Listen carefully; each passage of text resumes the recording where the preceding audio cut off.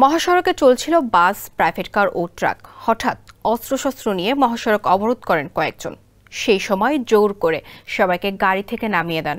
কিছু বুঝে ওঠার আগেই যাত্রীদের ওপর শুরু হয় এলোপাতাড়ি গুলিবর্ষণ। এতে করে ঘটনাস্থলে নিহত হয় অন্তত 23 জন।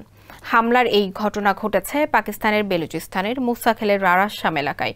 সোমবার স্থানীয় পুলিশ দেশটির সংবাদ মাধ্যম জিও নিউজকে হামলার এই ঘটনা নিশ্চিত করেছে।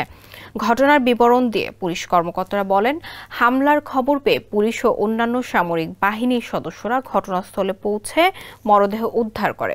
বেলুচিস্তান সরকারের মুখপাত্র বলেন, জঙ্গিরা 2 থেকে 3টি স্থানে আক্রমণ করেছিল। সেখানে তারা নিরাপত্তা বাহিনী এবং আইন প্রয়োগকারী সংস্থার প্রতিরোধের মুখোমুখি হয়েছিল। স্যান্ডেলিনা সো, রূপচর্চায় আভিজাত্য। কিন্তু সন্ত্রাসীরা অন্ধকারকে কাজে লাগিয়ে মুসাখেলে হামলা চালায়। সেখানে তারা বাস থেকে যাত্রীদের নামিয়ে গুলি করে হত্যা করে। এ সময় অন্তত 10টি গাড়িতে আগুন ধরিয়ে দেন। তিনি আরও বলেন, উচ্চ পর্যায়ে কর্মকর্তারা জরুরি সভা করছেন। এ বিষয়ে গুরুত্বপূর্ণ সিদ্ধান্ত আসতে যাচ্ছে।